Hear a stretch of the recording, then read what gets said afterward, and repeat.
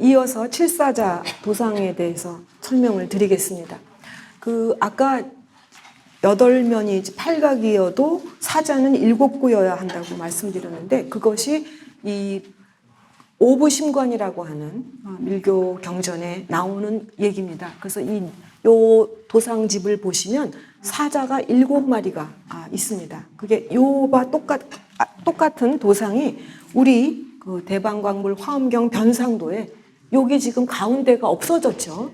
없어졌는데 요 부분이 비로자나불입니다. 그리고 요 밑에 보면은 사자가 이렇게 보이고 있습니다. 그래서 여기에 요거를 이게 도해한 거를 보시면 여기 요 부분이 없어졌는데 요 사자들이 요렇게 7마리가 표현이 돼 있었던 것입니다. 그래서 요 사자의 수는 7마리로 정해져 있는 도상집에 그렇게 알 수가 있고요. 그렇다면 중대에 사자가 있으면 비로자나불인 거죠. 다른 부처님은 그럴 수가 없는 거죠. 그래서 여기 지금 경북대학교로 옮겨온 법수사지 비로자나 삼존상이 있는데요. 여기 지금 대자만 남았습니다. 여기 몸이 있지만 그 직원인을 한 이 몸체는 다 깨졌고요. 그리고 이 사자와 코끼리와 사자자만 있어요. 그러면 문수, 보현만 있는 거죠. 근데 잘 아시다시피 문수와 보현이 좌우 협시하면 본존이 석가일 수도 있고, 그렇죠? 비로자나불일 수도 있어요. 그렇지만 비로자나불이라는 것을 확인하려면 이 중대에 사자가 있으면 돼요. 그러면 이 상이 비로자나 삼존상이 됩니다. 문수, 보현을 좌우 협시로 하는 비로자나 삼존. 똑같은 이해가 불국사에도 전하고 있는데요. 그전에는 마당에 이렇게 있었는데 불국사 박물관이 이제 생기고 나서 전시실로 옮겼는데, 여기에 보시면 이렇게 좌우에 대자가 있고 가운데 본존상에 이 사자가 있습니다. 역시 비로자나 삼존상. 본존상은 당시에 틀림없이 직원인 비로자나 불이었을 것으로 생각이 되죠. 이제 칠사자 도상에 대해서는 잘 아시겠죠? 네. 그런데 그 예가 곳곳에서 나오고 있습니다. 대구 동화사 비로암에 칠사자 대자를 가진 비로자나불. 그 다음에 풍기인데요. 지금은 이제 영주라고 하지만 거기 비로사에 이제 칠사자 대자를 가진 비로자나불 석불입니다. 금을 이렇게 입혀서 그런 건데요. 이 대자는 지금 불상이랑 같이 있지 않고 법당의 경내에 마당에 그냥 놓여 있습니다. 또 멀지 않은 괴산, 충북 괴산 각연사에 칠사자 비로자나불상이 있습니다. 그래서 이런 예가 이제 9세기부터 이어져 내려왔었다 하는 그런 것이고요. 그리고 이제 그 도상이 와해가 되는 겁니다. 시대가 지나면서 이게 엄격하게 그 도상을 따라야 되는데 안 따라요. 그래서 이 성주에 있는 이 금복리 비로자나불상은 사자가 5구밖에 없습니다. 안 맞는 거죠. 그리고 이 밀양의 천왕사는 11마리나 있어요. 네, 이거 안 맞는 거죠. 네, 이게 이제 엄격하게 도상 의궤에 따르지 않고 이제 조각가가 이렇게 표현을 하는 건데요. 특히나 이 평택의 신복사, 가까워서 가시기 좋은 그런 주변에 바다랑도 멀지 않고, 이 불상은 바다에서 건져 올렸다고 그러거든요. 근데 여기의 경우는 고려 초기 10세기 후반인데 2마리밖에 없어요, 사자가. 그러고 나서 칠사자 도상은 없어집니다. 안 나타나요. 그러니까 이 마지막 단계에 이렇게 막 기본 도상에서 막 와해되고 해체되고 그런 것을 볼 수가 있습니다. 또 다른 예는 어떤 경우냐면요. 사자를 표현을 하되 중대석에 표현을 하지 않고 하대 이 복년좌 받침에, 하대 받침에 팔각의 면을 치석을 잘 하고 여기에 안상을, 이걸 안상이라고 그러죠. 이 안상을 만들어서 그 안에 사자를 넣는 경우예요. 그런데 여기서도 역시 사자는 7마리예요. 네, 7마리고 하나는 비어 있습니다. 그래서 이 조각가가 아는 거죠. 사자는 7마리여야 해. 이렇게 알고 있는 것입니다. 그렇다면 어떤 예가 있을 때 불상이 없어졌어요. 대자만 남았어요. 근데 사자가 7구가 있어요. 그럼 우리가 8, 90%는 비로자나불이다 하고 알 수가 있죠. 네. 근데 나중엔 또 그게 또 깨지기도 하기 때문에요. 그래서 가장 빨리 가보실 수 있는 국립중앙박물관 불상실에서 항상 상설 전시가 되고 있는 너무나 아름다운 그 비로자나 불상의 요 부분에 보면 받침석에 칠사자가 있습니다. 이렇게. 그리고 공주박물관에 지금 뭐 두부를 잃어버린 또 이제 중대석도 없어졌는데요. 상대석도 없고 여기에도 이제 칠사자 비로자나불의 그 칠사자 도상이 있고요. 그래서 이제 이런 상들이 있고 아주 그 비로자나불이 너무 아까 말씀드린 것처럼 우리나라에서 선풍적인 인기를 끌었기 때문에 그런 이 받침에 이렇게 사자가 있는 예가 많이 남아있다 하는 것입니다. 곳곳에 비로자나불이 뭐 경상북도, 남도 뭐 곳곳에 많이 있습니다. 그리고 이제 그 아까 말씀드린 것처럼 유행을 하다 보니 재료가 석불뿐만 아니라 금동불, 철불 다양한 그 재료의 비로자나 불상이 조성이 되죠. 그래서 이 창림사지 대개 855년경 9세기 중엽 또 이 보림사 또 도피안사, 축서사 여러 사찰에 이 비로자나불이 이제 조성이 되고 있습니다.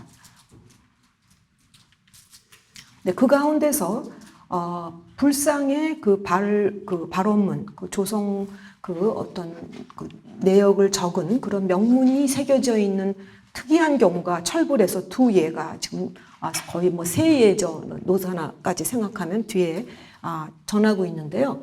보림사상입니다. 요즘에는 금을 다 벗겨냈어요. 그래서 새카만데 제가 옛날 사진을 가져왔습니다. 팔뚝에 요쪽 팔뚝입니다. 팔뚝에 왼쪽 팔에 팔뚝에 이렇게 양각이 돼 있습니다. 철불은 명문을 만들려면은 주조할 단계에 양각을 하지 않으면 안 돼요. 금동불은 주조 후에도 꿀로 이렇게 새겨지지만 쇠는 안 새겨지거든요. 그래서 양각이 되어 있는데 거기에 이런 내용의 명문이 있습니다. 석가열애가 인멸한 후 1808년이다. 이렇게 해서 이 헌안왕이 정왕인데요. 즉위한 지 3년째 되는 해이다. 뭐 이렇게 얘기하고요. 이 858년에 시작해서 이 무주 장사의 부관이었던 김수종이 이제 왕에게 아뢰어서 왕이 이제 허락을 해서 그래서 이제 시작을 하게 됐다 하는 그런 이야기예요. 이 상이 정확한 연대를 알 수 있는 이제 그 비로자나 불상인데요. 858년에 시작해서 859년에 완성이 됐어요. 그래서 어떤 책을 보시면 858로 돼 있고 859로 돼 있고 한데 그 이유 때문입니다. 그리고 이 절은 보림사는 여러분들이 잘 아시는 구산 선문파 가운데 하나죠. 가지산파인데 그 선종 사찰에서도 이런 화엄종적인 비로자나불을 주존으로 모셨다 하는 그런 것을 알 수가 있고요. 그래서 이제 이 선종 사찰에서도 비로자나불을 만들고 뭐 화엄종 사찰에서도 비로자나불을 만들고 이 이유에 대해서는 우리나라의 선종 스님들이 대부분 다 화엄을 공부하시고 선종으로 전향하시잖아요. 화엄 공부 열심히 부석사나 화엄사 같은 데서 하시고 당나라 유학 가셔서 선종 승려가 돼서 돌아오시니까 화엄과의 그런 아주 끈끈한 연결점이 있습니다. 그래서 더욱더 그랬을 것이다 이렇게 추측을 합니다. 그리고 이제 도피안사, 철원의 도피안사 여기도 이제 금을 벗겼어요. 그래서 이런 색깔인데 저는 그 부처님은 금인이기 때문에 금색 있는 거 좋아합니다. 그래서 옛날 사진을 가져왔고요. 여기에 지금 이런 명문이 있는데 첫 강의를 하셨던 최연식 선생님이 근련에 그 논문을 발표하시면서 조금 내용을 바꾸셨어요. 그래서 새로 영문을 하셨기 때문에 그거를 좀 써드리고 865년에 이것은 이제 왕실에서 한 게 아니라 이 지역에 많은 그 거사들이 같이 이제 십시일반으로 돈을 내서 1,500명의 거사라고 하니까 당시 철원에 얼마나 그 불교가 크게 성했는가 하는 것을 알 수 있는 그런 것입니다. 그래서 여기에 보면은 연대가 당나라 천자의 함통 6년에 865년입니다. 이때 경문왕 때죠. 여기에 이제 철원의 도피한사의 불상에서 불상을 이루었고, 화사인 뭐 용학의 견청이 당시에 동남쪽 그 진토라고 번역하셨는데, 후원자를 찾아 1,500여 사람과 인연을 맺고 금석같이 뜻을 견고히 하여 힘썼으므로 어려움을 느끼지 못하였다. 이렇게 번역이 됩니다. 네. 그리고 이제 또 연대를 할 수 있는 중요한 자료로 동화사 비로암, 앞에서 보셨던 석조 비로자나 불좌상이 봉안되어 있는 바로 그곳입니다. 근데 그 상은 그 불상의 연대가 사실 이 탑의 그 명문의 연대예요. 탑지의 연대이기 때문에 불상 자체에 이렇게 연대가 새겨져 있거나 그러진 않았지만, 요 내면에 이제 금동판이 이제 발견이 됐는데요. 요것이 이제 끝에 구멍이 뚫려 있어요. 그래서 아마 이 사리암의 동서남북이라고 생각이 들어요. 근데 그 가운데 이렇게 보관을 쓴, 우리나라로서는 굉장히 귀한 예입니다. 우리는 열애형의 직원인 비로자나 불상이잖아요. 열애형인데 여기에는 보관을 쓰고 통견식으로 옷을 입은 직원인 비로자나 불상이 이렇게 새겨져 있습니다. 그러니까 우린 다 알았던 거예요. 우리 신라 사람들도 이렇게 보관을 쓰고 비로자나불을 조성할 수 있구나 알았지만 뭔가 생소했겠죠. 부처님인데 보관을 써. 그렇잖아요. 왜 부처님인데 보살처럼 옷을 입어? 이렇게 생각했겠죠. 그러니까 우리는 일본하고 좀 다른 게요. 일본은 중국에서 어떤 새로운 도상이나 이게 들어가면 그냥 100%쫙 흡수해요. 신라는 안 그렇습니다. 왜 그럴까요? 우린 자체적인 프라이드가 많아요. 우리가 굉장히 그렇게 중국 거라고 다 이렇게 쑥쑥 받아들이고 그러지 않습니다. 우리의 취향이 확실하게 있거든요. 그러니까 이제 그리고 또 입상의 비로자나 불상. 입상이 지금 국박에도 있고 그다음에 일본의 도쿄 박물관에도 있는 이런 입상의 비로자나 불상이 있습니다.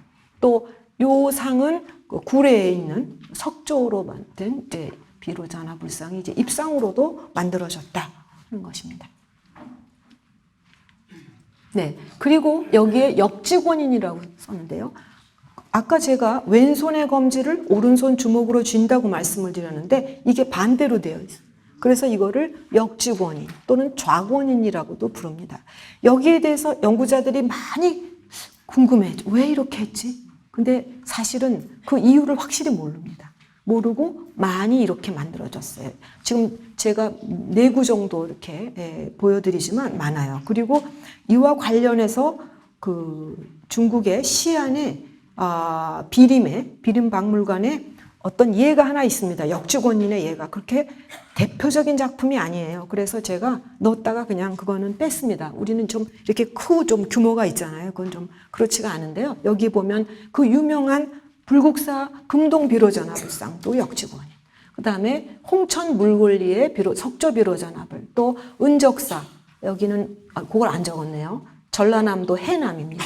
이 은적사가 있는 산이 금강산이에요. 거기 해남에. 지도를 보시면 바닷가깝게 이렇게 있어요. 그리고 이 불상이 오랫동안 바닷가에 있는 절에 있었대요. 그러다가 하도 거기다 방치를 했기 때문에 하체가 다 없어진. 그래서 위만 들어다가 산으로 옮겼는데 지금은 제 하체를 다 보수해 놨는데요. 이 상은 지금 요 그림은 옛날 그림이고요. 요 상은 지금 증심사, 광주 동구에 있는 증심사인데 이 상은 광주 시내에 있었어요. 그러다가 이제 증심사로 옮겼는데 이 상들이 모두 역직원인입니다. 네. 그리고 이제 그 유명한 여러분들이 관심이 있으실 것 같아서 제가 넣었는데요. 해인사 쌍둥이 불상이라는 국보잖아요. 그래서 이제 근데 이 상이 국보가 되었지만 보물이 되는데 몇 년이 걸렸습니다. 너무 고민을 많이 했어요.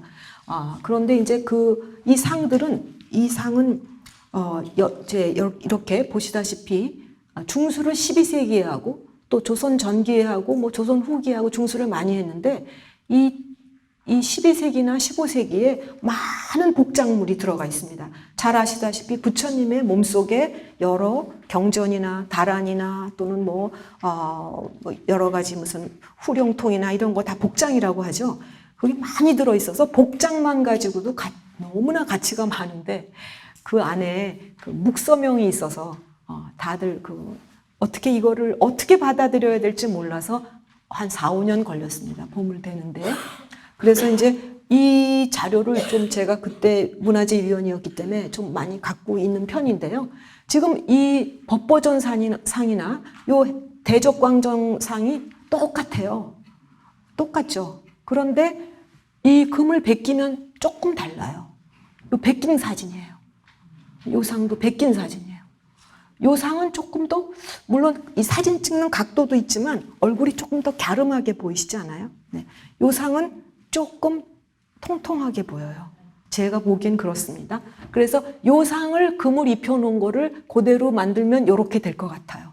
네. 그런데 어쨌든 지금 똑같다고 이제 같은 시기로 이렇게 해서 국보가 됐습니다. 그런데 이제 가장 우리가 관심 있게 생각했던 건 엑스레이 촬영이었어요.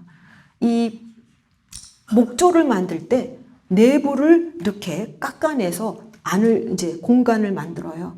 그건 이유가 만약에 그 통목이면 통나무 목이면 이게 이 습도에 따라서 뒤틀리기도 하고 쪼개지기도 해요. 그래서 이거를 안을 비워서 그 빈 공간에다가 복작물을 집어넣어요. 또 이 조각조각을 나누어서 얼굴 보면은 앞판 뒤판이 다른 나무고 무릎의 앞쪽과 뒤쪽 그다음에 몸통의 앞통 뒤통이 다 다른 목으로 그거를 접목조라고 그래요. 접은 접합하다 나무를 접합해서 만든다. 이게 일본에는 가마쿠라 시대에 너무나 많이 요세기즈쿠리 기목조라고 그래서 그렇게 이거는 일목조와는 다른 일목이라는 건 통나무 하나 갖다가 다 쳐내면서 이렇게 만드는 거고 이 접목조라는 거는 조각조각을 이어 붙이는 거예요. 물론 못을 쓰는 건 아니고요. 그래서 이제 접목조로 만든 건데 여기에 보면 엑스레이 사진에서 저희가 신기하게 생각했던 건 두 구가 만약에 동시에 만들어졌으면 이 안에 공간이 왜 다를까 하는 거였습니다. 이 법보전상은 공간이 더 좁고 여기는 공간이 더 넓었어요. 네, 그래서 그게 조금 저희가 좀 의아하게 생각했던 것입니다. 거기서 나온 복장 유물인데요. 12세기에 아주 중요한 그 다란이 경전들이 나왔어요. 고려 의종 때의 그 아주 중요한 그런 판본들이 나왔습니다. 네, 여기에 이런 것은 연대가 의종 6년, 1156년 이게 굉장히 이 시기에 이 불상을 보수했다고 이렇게 볼 수 있는 그런 겁니다. 뭐 너무 많은데 화면을 두 개만 그냥 보여드리고요. 그 다음에 이제 계속 직원인상만 보시잖아요. 지루하시죠, 굉장히. 네, 지루하실 것 같아요. 그래서 제가 넣은 게 이 화엄종의 화엄경과 관련된 미술품으로서 이런 석조 미술, 사사자 석탑을 한번 준비했습니다. 그 화엄사 가셔서 다 보신 사사자 석탑입니다. 여기에 대해서 동국여지 승남의 연기조사가 본인의 그 부모님을 위해서 이 탑을 조성하고 그런 얘기가 나오죠. 근데 사실 그 15세기에 만든 동국여지 승남이 그 옛날의 그런 전승을 그대로 정확하게 하지 못한 것도 있는 것 같아요. 그러니까 그렇게 말한다면 이 사사자 석탑은 연기조사 개인의 어떤 개인사와 관련된 거잖아요.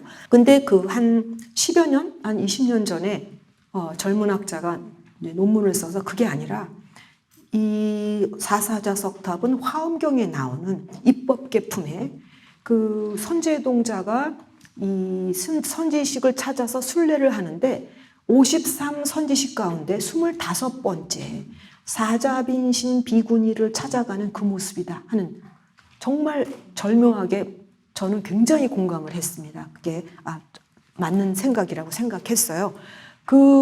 여기에 보시면 구조가 이렇죠. 사자가 네 마리가 있고 가운데에 어떤 승려 입상이 있고 여기에는 승려 좌상이 있어요. 여기 보시죠. 네. 거기에 보면 이 탑 안에 있는 이 승려는 비구니 스님상입니다. 그래서 이렇게 보시면 머리의 모습이나 얼굴의 모습이 굉장히 여성적이에요. 네. 그리고 이 상은 이제 뭔가 잔 같은 걸 들고 있고 석등을 이고 있는데 그 설에 의하면 요 상은 사자빈신 비군이고 요 상은 선제동자다 하는 그런 설입니다. 근데 그것을 뒷받침할 수 있는 자료가 있었기 때문에 가능했습니다. 네, 여기에 지금 여기에 제가 좀 길게 적었는데요. 네, 그 입법계품에서 그 사자빈신 비구니가 거처하는 곳으로 이제 찾아가는 얘기가 나와요. 그래서 그 비구니가 승강왕이 보시한 그런 햇빛동산에서 이제 그 많은 중생들을 이익되게 하면서 설법을 하고 있다고 하는데 거기에 사제 얘기가 막 나옵니다. 나무 아래는 연화장 사자자를 놓고 향왕 만이장 사자자를 놓고 사자 얘기가 쫙 나와요. 그러면서 이제 본론으로 들어가요. 이건 지금 그 부분의 앞부분에 해당이 되거든요. 그래서 이것도 상당히 굉장히 흥미있다. 이 관련해서 그렇게 생각을 했는데요. 네, 그 유사한 사사자 석탑들이 통일신라 말 고려초에 많이 만들어져요. 그래서 이 하만 주리사지 여기 지금 요건 다 새로 한 거고 사자는 원래 사자입니다. 요건 원래 그 옥계석하고 탑신 요거는 자기 거고요. 원래 거고요. 여기에 사사자 석탑. 또 이 금강산 안에 있는 금장암지의 사사자 석탑. 또 여기에 홍천의 괴성리 사사자 석탑. 여기는 가운데 인물이 없어요. 요런 사자사 석탑이 그때 유행을 했는데 사자빈신 비구니와 연관 지을 수 있는 것은 이 충북 제천에 있는 사자빈신사지 사사자 석탑입니다. 이 상 여기에 명문이 있어요. 그리고 사사자가 있고 그 안에 이렇게 풍모, 이 중앙아시아 같은데 바람 부는데 뭐 두건이라고도 하지만 바람 풍자 풍모라고 하죠. 이 풍모를 쓴 그런 어떤 분이 앉아 계신데 여러분들이 뭐 이렇게 인터넷을 이렇게 검색을 하시면 비로자나불이라고 되어 있어요. 왜냐하면 직원인을 하고 있기 때문에. 그리고 직원인은 비로자나불의 별인이니까 비로자나불이라고. 비로자나불은 아니죠. 네. 그리고 논문을 쓰면서 보니까 직원인을 결한 승려의 그 그림도 동경박물관에서 찾았습니다. 그래서 이때 이런 직원인을 결할 수가 있구나. 부처님 아니더라도. 한데 이 상을 보면 살이 많이 이렇게 찐 굉장히 여성스러운 모습이고 이런 풍모를 당시 비구니 스님들이 좀 많이 쓰셨던 것 같아요. 그래서 그림에도 좀 남아있고 그런데 여기에 보면 이 명문에 이때가 언제냐면 1022년이면 바로 여러분들이 잘 아시는 현종대입니다. 거란의 침입을 받아서 굉장히 힘들었던 때예요. 그래서 여기에 보면은 그런 영혼이 원한이 있는 적을 물리치고 이렇게 그런 게 나와요. 그러니까 그 당시에 그 전란을 겪고 힘들었던 그 시대의 상황을 반영하고 있고 정확한 조성 연대가 있는 중요한 상입니다. 그래서 이 상이 앞에서 보셨던 거꾸로 역으로 이 화엄사 사사자 덕탑이 그런 그 화엄경 입법계품의 그 내용을 근거로 해서 만들었을 것이다 이렇게 추정할 수 있는 그런 자료가 됩니다. 네. 그리고 또 희랑조사 상은 그 뭐 여러분들이 너무 잘 아시죠. 국보고 고려 전 국립중앙박물관 전시회도 이제 출품이 됐었고요. 아주 어렵게 출품이 됐습니다. 그런데 이 상이 너무나 중요한 상이고요. 그게 그런 게 우리나라에 초상 조각이 남아있는 예가 거의 없습니다. 근데 초상 조각을 만들었던 건 일찍부터 만들어서 잘 아시다시피 그 원효 스님이 입적하셨을 때 아들인 설총이 아버지를 화장한 뒤에 그 뼈가루를 흙이랑 같이 섞어서 상을 만들어서 분황사에 모셨잖아요. 그래서 그 설총이 가서 아버지 상에다 절을 했더니 이 상이 고개를 돌렸다는 그런 게 이제 삼국유사에 나와 있어요. 그러니까 이제 그게 7세기니까 일찍부터 이제 승려의 상을 만들었다는 걸 알 수가 있고 일본의 예는 많습니다. 8세기에 뭐 승려상이 남아 있는데 우리나라는 10세기에 이 상이 가장 이른 상이에요. 그런데 이제 이 스님이 그 화엄종에서 굉장히 중요하신 분이죠. 그러니까 당시 남한요초가 굉장히 혼란했던 시기라 스님들도 참 사시기 어려울 때예요. 근데 해인사의 스님들이 남북악으로 나뉘어져 있었어요. 북악파는 부석사, 이제 부석사, 태백산이 북악입니다. 그래서 부석사를 배경으로 한 스님들은 북악파. 그 다음에 이 화엄사를 배경으로 한 스님들은 남악이에요. 남악파는 관해라는 스님이 가장 수장이고, 북악파는 희랑 스님이 이제 수장인데 서로 이제 사이가 안 좋고, 그 이유가 남악파는 견훤을 지지하고 북악파는 왕건을 지지하는데, 당시 이때에 왕건이 힘이 약했거든요. 그래서 920년대에 해인사가 후백제의 영토가 돼버려요. 그럼 그 북악파들은 어떻게 됐을까요? 다 도망가거나 피신을 하지 않으면 안 됐겠죠. 그렇게 그 계속 왕건이 사실은 여러 면에서 열세였는데, 군사의 수도 부족하고 뭐 다 죽고 부하들 다 죽고 혼자만 막 살아서 도망가기도 하고 굉장히 막 파란만장하잖아요.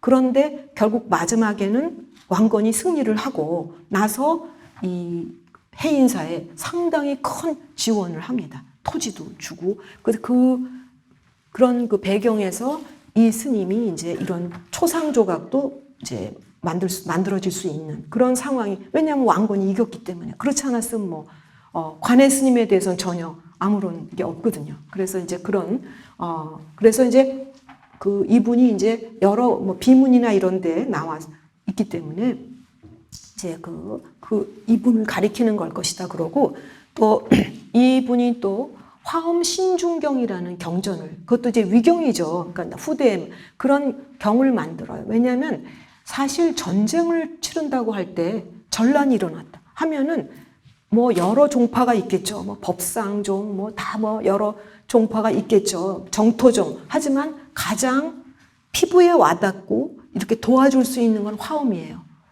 화엄에 수많은 그런 화엄 신중이 계시잖아요. 그래서 그 전쟁을 이끌어 나가면서 큰 힘을 받았을 것이다. 왕건이 그 경전을 통해서 그렇게 이제 이해를 하고 있습니다. 그래서 이제 그 여러 가지 그런 그 이유로 이 상이 이제 남아 있게 된 그런 인데요. 오른쪽은 엑스레이 촬영입니다. 여기에 보면 이 상을 이제 18세기에 이덕무가 이제 그 청정관 이덕무가 이제 가서 봤을 때 까맸다는 거죠. 새카맸다. 근데 거기에 이제 이런 칠이 이렇게 칠은 그러니까 그 후에, 그러니까 이 칠은 그 옛날 칠이 아니다는 거죠. 그런 거고, 또 하나는 앞면은 건칠이고 뒷면은 나무예요. 그래서 제가 이거를 준비하면서 여러분들이 인터넷 많이 검색을 해보실 것 같아서 가보니까 어떻게 되어 있냐면 전면은 건칠인데 뒷면은 나무, 이런 조각기법은 매우 특이하다라고 되어 있어요. 특이한 조각기법이 아니라 이건 원래는 몽땅 건칠이었죠. 근데 건칠 조각은 제일 먼저 파손이 되는 게 등부터 파손이 돼요. 왜냐하면 건칠이라는 거는 배 바르고 칠 바르고 배 바르고 칠 바르고 그렇게 한 7겹 바르잖아요. 근데 그 안에 흙으로 된 원형이 있어요. 그 위에다가 배 바르고 칠 바르고 배 바르고 칠 바르고 다 바르고서 또 기다렸다가 마르면 또 바르고 이렇게 하는 거예요. 그리고 다 바른 다음에 안에 있는 흙을 빼내야 되잖아요. 어디서 빼내냐면 등을 따요, 창문을.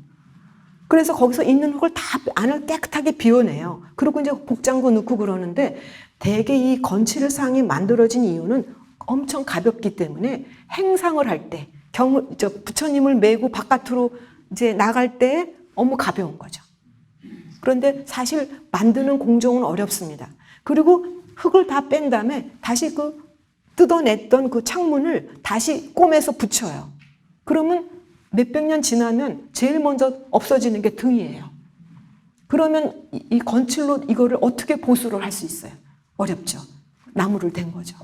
어쩔 수 없는 그런 방법이었을 거예요. 그래서 이렇게 엑스레이를 찍으면 딱 금이 가서 볼 수가 있다 하는 것입니다.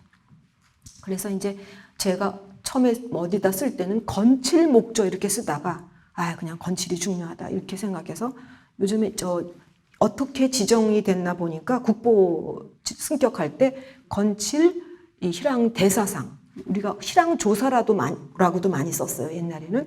근데 건칠 희랑 대사상으로 국보 지정이 됐어요. 그래서 그 명칭을 그대로 썼습니다.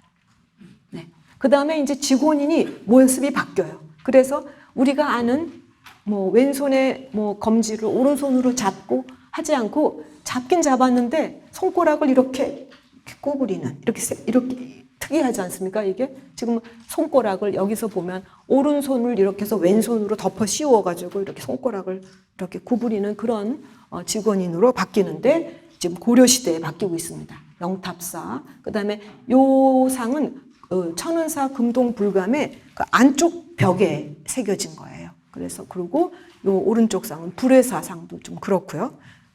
보시겠습니다. 여기 지금 보면 요대에 그 11세기 지금 메트로폴리탄에 있는 상인데 여기에 보면 그런 식으로 이렇게 주먹을 쥐면서 그다음에 손가락을 이렇게 역V자형으로 이렇게 하는 그런 모습이 나타납니다. 지금 요 나라는 요 나라 불교가 굉장히 융성했는데요. 특히 11세기에 대단히 그 전에 야율 아보기 때도 대단했어요. 그래서 야율 아보기가 전쟁을 하면 개봉까지 내려와요.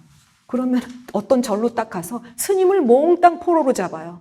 그 다음에 조각가도 다 포로로 잡아요. 그리고 그 승려와 스님들과 그 다음에 그 조각가들을 새로 진 절에다 딱 입주를 시켜요. 그대로. 그러고서는 엄청 그들을 존중하면서 이제 귀하게 해서 이제 요대 불교 미술이 절정이 되는 게 11세기입니다. 아주 훌륭한 상들이 많은데 요대 불교의 특징은 밀교적인 화엄종이에요.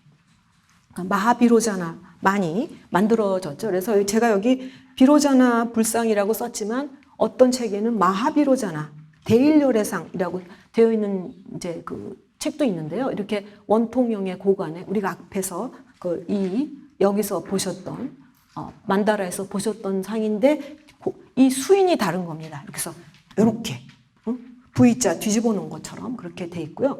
이제 그런 게 이제 이런 우리나라의 수종사 1628년 왕실에서 발원한 여기에도 이제 보이고 있습니다. 그리고 이제 주먹을 완전히 쥔 그런 이 비로자나불인데 완전히 이게 주먹진 수인이 나타나고 있는데요. 왼쪽은 이 북송이고 그 다음에 남송상이 이제 두 구가 있습니다. 그래서 뭐 더 많이 있지만 대표적으로 이제 이런 것들을 가져와 봤는데요. 사천성 보정산 석굴에 있는 이런 주먹을 쥔 비로자나상. 네. 여기는 지금 열애형인데 여긴 보관을 쓴 그런 모습으로 표현이 됐죠. 네. 그 다음에 이제 그런 상들이 우리나라에서 막 이제 들어오는데 그 시기가 되게 이런 시기입니다. 되게 남할 여초부터 조선 전기에 들어와요. 그래서 여기 아까 보신 불회사, 그 다음에 여기 금산사 탑에서 나온 1492년 이런 상, 또 북한에 있는 안국사, 또 불타버린 순천 송광사, 또 요 상은 제가 좀 길게 썼는데요. 요 상은 동대문에 있는 지장암이라는 사찰에서 처음 이제 저희가 봤어요. 이제 다른 절에 있다가 그쪽으로 오게 됐는데 거기 있는 그 불상을 국립중앙박물관에서 구입했습니다. 근데 여기 복장이 뭐 엄청나게 나왔는데요. 발원문이 바로 광해군의 부인이 정비가 이 상을 조성해서 이 상뿐만이 아니라 많은 불상을 만들었어요. 근데 참 안타깝게도 이듬해 죽습니다. 이 집안이 몰락하죠. 광해군이 몰락하면서 이제 상입니다. 아주 좋은 상인데요. 그리고 이제 여기 법주사 소조상도 역시 그런 주먹을 이렇게 위에서 한 주먹 위에 그 주먹을 올린 이렇게 손이 이런 수인으로 바뀌게 되는 것입니다. 네. 그리고 또 마지막으로 이렇게 손가락 두 개를 이렇게 올려서 이렇게 한 검지를 이런 특이한 상도 있는데요. 네, 김제 귀신사 소조 비로자나 다 비로자나 삼불상입니다. 그런데 이제 본전상만 보여드리는 건데 그리고 진국사 진중인 원래 이 절은 5대 19개 창건이 됐는데 명대에도 계속 이어져 와서 이제 이런 상들 이런 수인의 비로자나 불상이 만들어졌고요. 선운사상도 이제 그런 형태의 직원인을 결하고 있습니다. 네. 그리고 이제 여기서 좀 어려운 문제가 갑자기 나옵니다. 비로자나 설법인, 그러니까 손을 이렇게 하고 있는, 이제 이렇게 손을 하고 있는 그런 비로자나 설법인, 또 노사나 가운데 제가 가로하고 노사나 설법인이라고 그랬잖아요. 근데 이 상들이 이제 뒤에 잠깐 뭐 삼신 그 사상도 잠깐 나오는데요. 여기에 보시면 이 고궁의 북경의 그 고궁원관에 있는 이 변상도 지난 시간에 보셨지 않나요? 네, 박도화 선생님 시간에 보셨을 거예요. 이 비로자나상이고, 요 상은 1022년 항주 비례봉 청림동의 비로자나상입니다. 근데 이름은 노사나불회라고 돼 있어요. 그렇지만 비로자나불이 맞습니다. 그런데 왜냐? 노사나 비로자나는 같이 썼으니까요. 그리고 요거는 이 산서성 고평의 개화사의 이 비로자나상인데, 예전에 그 법계 인중상의 전통이 계속돼서 몸에 많이 뭘 그리고 손을 이렇게 하고 있는. 그럼 왜 이렇게? 부처님의 방광, 빛을 내는 그런 건데요. 양수에서 그 방광을 한다는 겁니다. 그래서 그 양수 이렇게 해서 그 방광의 의미를 갖고 있다는 그것을 좀 제가 썼습니다. 양수 중 방 백만 아승지 광명 하는 그런 의미를 갖고 있습니다. 근데 이것도 지난 시간에 보셨죠? 네. 박도화 선생님이 중요해서, 그래서 보관을 쓰고 두 팔을 올려 설법인을 결한 보관 보살령 비로자나 불상이 나오는 겁니다. 여기. 네. 그래서, 이 상이 뭐 비로자나불이 맞나? 하실 수 있는데, 비로자나불이 맞습니다. 일본에도 그게 전해져서, 일본에는 그게 거의 13세기나 돼서 전해집니다. 그래서 이거는 스님, 그 명예 스님, 아주 유명한 분인데요. 묘의 스님. 이 스님이 자기가 이렇게 그린 거예요. 스케치. 이런 비로자나불이 있다 하면서 이렇게 해서, 뭐, 오성 만다라도에 보면 여기에 그런, 또 여기에는 또, 가마쿠라 시대에, 이거는 53 선지식 찾아가는 그 그림이거든요. 거기에 비로자나불도 보관을 쓰고 이렇게 손을 양쪽에 설법인을 한 비로자나불이다 하는 것입니다. 이게 마지막입니다. 네, 삼신인데요. 이렇게 보시면 직원인 있고, 그 다음에 비로자나 설법인이 있고, 그리고 석가불이 있어요. 이렇게 해서 삼신으로, 원래 이 수종사상은 그 20몇 구가 만들어졌을 때 이 상이 세트라는 거를 생각 못 했어요. 근데 저희가 공부를 하다 보니까 이렇게 세 구가 세트가 될 수 있겠다 해서 맞춰놓은 거예요, 저희가. 그런데 삼신불의 개념은 대승불교 가운데 육아유식학파, 육아유식이라면 여러분들이 잘 아시는 법상이에요. 네, 그 현장 스님의 법상. 현장 스님이 인도로 국법 여행을 가신 게 법상의 그 경전의 원본을 보시려고 가셨던 거고요. 또 우리 원효 스님하고 의상 스님이 처음에 중국에 막 가시다가 원효 스님 돌아오셨잖아요. 목표는 법상 공부하러, 현장 스님 됐고 법상 공부하러 가시려고 했던 거예요. 그만큼 당시에 법상이 대세였습니다. 근데 그 법상, 육아유식 학파에 의해서 성립된 불신관으로 비로자나불을 중심으로 좌우에 노사나불과 석가불로 구성이 되어 있어요. 삼신. 부처의 세 가지 몸으로 초월적이고 절대적인 존재인 법신 비로자나불, 수행과 공덕의 존재인 보신 노사나불, 그리고 역사적이고 현실적인 존재인 화신 석가불. 그래서 삼신을 가리키는 거예요. 그래서 불교 초기에는 한 가지 뜻으로만 이해되어 오던 불신에 대한 이론이 점차 심화돼서 법신, 보신, 화신의 삼신설로 발전하게 되며 화엄정의 불신관으로 자리를 잡게 돼요. 그래서 아까 제가 이런 손모습을 해서도 비로자나불이에요라고 자꾸 강조를 한 이유가 노사나불인데? 이렇게 생각하실 수가 있죠. 그렇지만 그 대방광불 화엄경의 뭐 변상도나 화엄경 소 같은 데에 당연히 비로자나불이 이제 거기 등장하게 되고 손을 이렇게 하고 있으면 당연히 비로자나불의 설법인이 되는 겁니다. 그래서 이렇게 삼신이 조각이 된 아주 좋은 예가 화엄사입니다. 화엄사가 법신, 비로자나불, 그 다음에 보신, 노사나불, 화신, 석가불이 이렇게 세 구가 봉안되어 있는 아주 굉장히 정확한 예입니다. 그래서 이 상이 34년에 이제 시작을 해서 35년에 완성을 했는데 17세기 상이잖아요. 그래도 국보인 이유가 있어요. 아주 귀한 예를 보여주기 때문입니다.